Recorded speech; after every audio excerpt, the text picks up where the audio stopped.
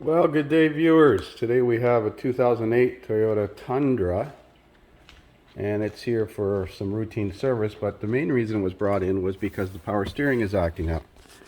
So I'll start it up so you can hear what it sounds like.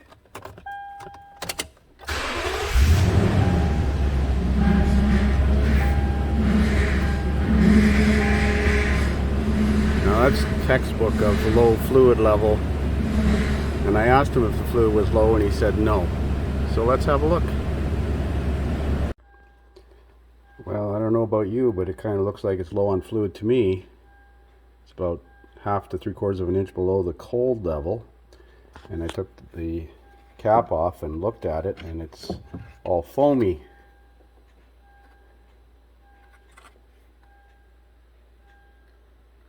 So we're going to top it up, see if the noise goes away and the assist comes back, and then we're going to check it for leaks. So the cap says to use Dextron type ATF, so I put some Dextron 6 in it, topped it up. Let's start it up and see if it still makes noise. Well, we got consistent power steering assist now, but it's noisy because it's full of air.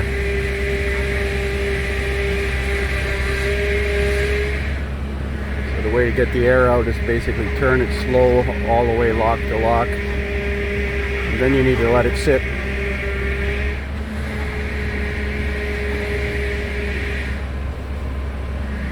You need to let it sit and see. Let's check the level again. We're going to go ahead and do a service on this. Oh, where'd it go? Oh, it's bleeding to death. Well, let's put it up in the air and have a look. Yeah, I'd say it's leaking. Well, we're going to have to remove this belly pan here to see exactly where it's coming from. Hopefully it's just a rusty cooler line, but probably not.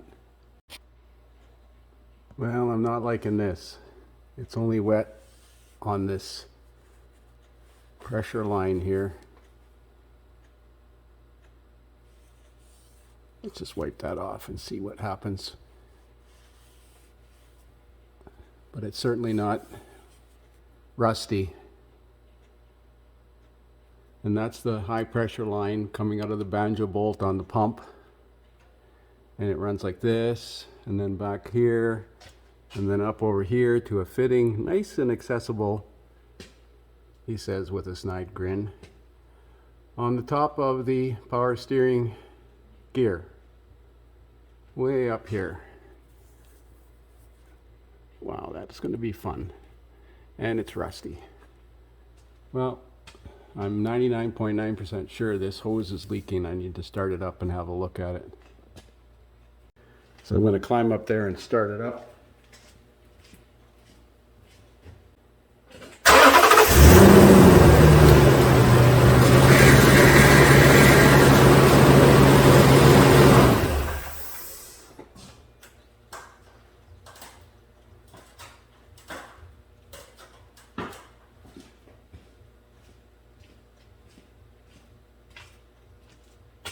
Oh yeah.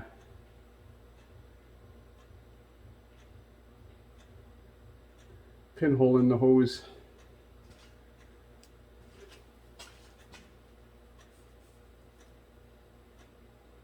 Yeah, there's a pinhole right here in the hose.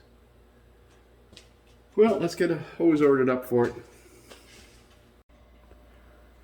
Well, so far I've been able to find that the hose is available aftermarket. It retails for like $310, probably around $240, $250 to this customer, but I'm going to call the dealer and see, just for shits and giggles, if they have one in stock and just how much it is from them. Well, good thing I was sitting down holding on to stuff when I asked him for a price on that. $1,050 Canadian from the dealer. And obviously he doesn't sell many. So I'm going to price out and check availability from other suppliers as well. He said normally what they do is take the line off and get it repaired. Send it to a diesel truck place and get the line repaired. I'm going to try this. I'm going to try this line here. It's 92428. So we're putting an aftermarket power steering hose on this thing. Looks like it's been rebranded. Sunsong North America. Didn't want to buy one from the dealer for $1,050. Now it has a banjo fitting and a pressure sensor on here, a pressure switch or sensor of some kind. And let's have a look at it from the top. Okay, if you look way down there, you can see that banjo fitting right in the middle of the screen. So you're not getting it from the top. So maybe through the wheel well here. Yeah, there it is there. You can see the end of it right there. So might be able to get it from there. Let's look at it from the bottom. So if you take the inner fender filler out with a couple of push pins, you can disconnect this pressure switch. I've actually loosened it. I'm going to take it right out. There might be a washer on it we might need, so I want to save that. Get a drain pan underneath this thing to catch the fluid. But there's that banjo bolt. You can see it's quite accessible there.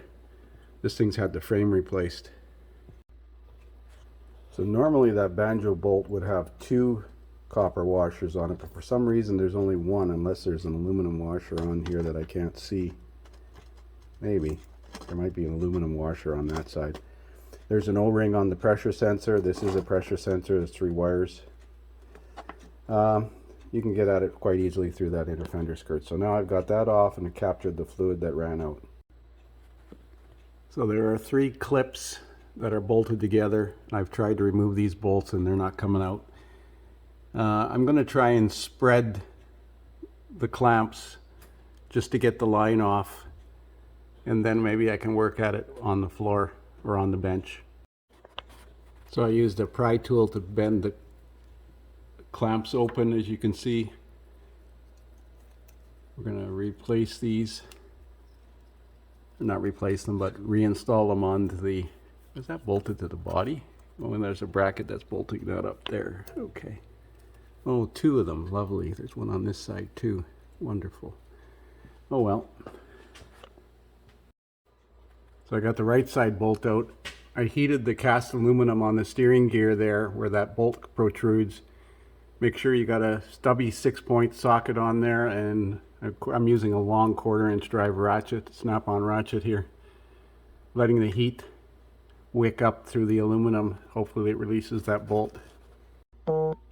So the fitting at the power steering rack is 16 mil or 5/8. A stubby 5/8 worked.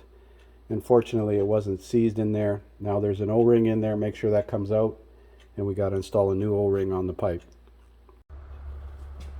So there's the new line installed. That fitting is a challenge. The new pipe has a 17 mil fitting on it. Make sure you start it by hand before you start putting a wrench on it. We tightened it up with a crow foot and a short extension. Got all these brackets back on, line routed up top, pressure switch reinstalled. So we're going to put power steering fluid in it and bleed it. See if it has no leaks anywhere. Well, there it is, all back together again, bled, no more whining. Power steering fluid is full now. It uses Dextron power, or Dextron tranny fluid, or at least they recommend that. So that's what I put in. There's no leaks. So now we're going to throw the scanner on it and see if there's any codes related to security.